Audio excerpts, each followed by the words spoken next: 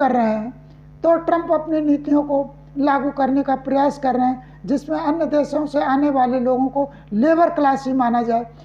भारत में भी ऐसा ही हो रहा है। सत्ता तक पर जो लोग पहुंच जाते हैं उनकी हमेशा ऐसी नीति रहती कि भारत की संपूर्ण जनता जो है वो हमेशा लेबर क्लास ही बनी रहे। यहाँ तक कि दलित समुदाय के लोग जो रिजर्वेशन के कारण लोकसभा की सीटें प्राप्त करते हैं या विधानसभाओं की सीटें प्राप्त करते हैं, उनके मन में भी यही बना रहता है कि जो अन्य लोग हैं, उनकी जाति के लोग हैं, उनके समाज के लोग हैं, उनको भी समानता का अधिकार ना मिले। इसलिए बाबा साहब को जो सपना आर्थिक समानता का था उसको पूरा करने की दिशा में ना तो दलित लोग काम कर रहे हैं, जो 131 जनप्रतिनिधि दलित एससी समाज के जो जाते हैं वो भी इस पर काम नहीं कर रहे, और जो उच्च जातियों के लोग हैं वो तो काम नहीं कर रहे हैं। इस तरह से जो हमारा लोकतांत्रिक अधिकार है, जो फंडामेंटल राइट्स हमारे हैं, उनको सही रूप में देने की बात ही नहीं हो रही। और आजकल तो चुनाव आयोग नई कहानी खड़ी कर रहा है, जो सभी आप लोग देख रहे हैं।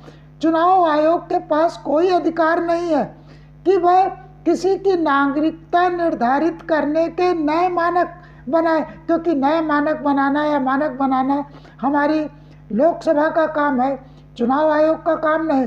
चुनाव आयोग अपनी सीमा में रहते हुए जो लोग भारत के नागरिक के जो दस्तावेज हैं उसी आधार पर वोटर लिस्ट तैयार करेगा।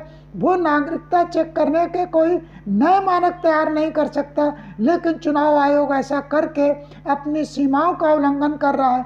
ऐसी दशा में जो हमारा जुडिशियल सेपरेशन है, जुडिशियल सेपरेशन के अंतर्गत हमारी सर्वोच्च न्यायालय को बहुत से अधिकार प्राप्त हैं। जो संविधान का अनुपालन ना कर रहा हो उसे संविधान का अनुपालन कराने के लिए विभिन्न प्रकार के उपाय किए जा सकते हैं।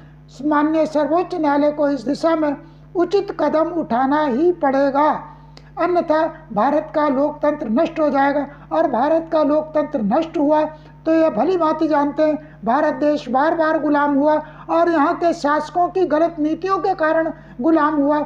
शासकों की रक्षा के लिए आम जनता ने कभी बढ़ चढ़कर भाग नहीं लिया, इसीलिए भारत बार बार गुलाम हुआ है। भारत बार बार गुलाम न हो इसके लिए न्यायपालिका को एक सक्रिय पहल करनी पड़ेगी, माननीय सर्वोच्च न्यायालय को एक सक्रिय पहल करनी पड़ेगी।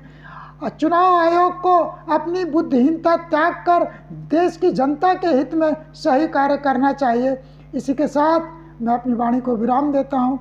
अगली बार फिर किसी नए विषय के साथ आपसे फिर भेंट होगी। सबका मंगल हो, कल्याण हो।